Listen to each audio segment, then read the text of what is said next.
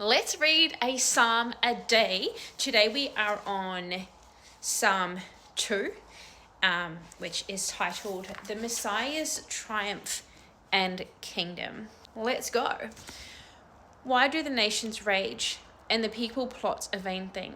The king of the earth set themselves, and the rulers take counsel together against the Lord and against his anointed, saying, Let us break their bonds in pieces and cast away their cords from us.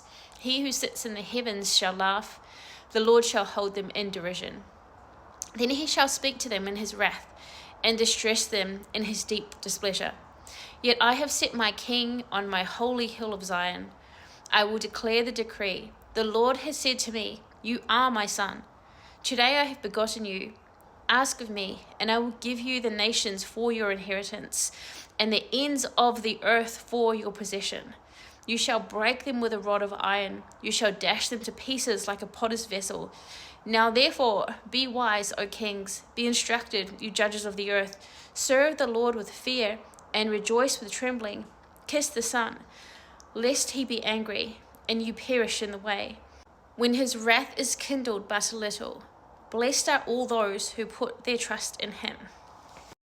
So really looking into this psalm, there are three voices in here, right? There is the voice of the earthly kings. So we've got here in verse 2, the kings of the earth set themselves, and the rulers take counsel together against the Lord and against his anointed, saying, and this is the kings saying it, the kings of the earth, in verse 3, let us break their bonds in pieces and cast away their cords from us.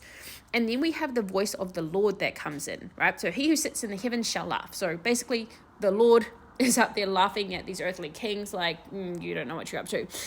And he shall speak to them in his wrath and distress them in his deep displeasure, saying, Yet I have set my king on my holy hill of Zion. And then another person comes in.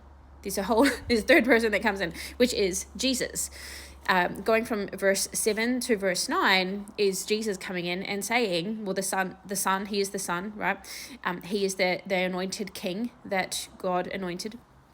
And it says, I will declare the decree, the Lord has said to me, you are my son. So that's how we know that this is Jesus. Today I have begotten you. Ask of me, and I will give you the nations for your inheritance. We see this in Matthew 28. And the ends of the earth for your possession. You shall break them with a rod of iron. And that's also mentioned in Revelations 12. You shall dash them to pieces like a potter's vessel.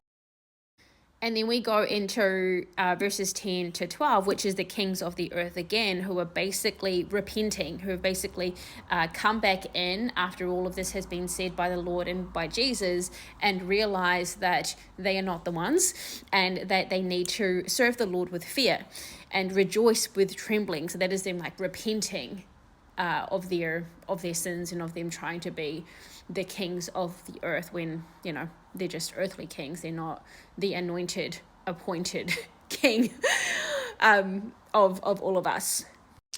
And I think like the lesson here that I'm seeing for myself in Psalm 2 is, yes, we can have people in the earth, and it's basically kind of goes back to Psalm 1, right? The way of the righteous and the end of the ungodly, and being able to discern who you're listening to and who you're taking advice from, that we are not... Yes, we can listen to them, but we don't have to do everything that the people of the earth are saying to do, especially if it's not from God. And I think this kind of echoes that Psalm 1, they work, one and the same together. Only in Psalm 2, we just get into like a bit more detail there. And it's kind of like a conversation happening in here as well.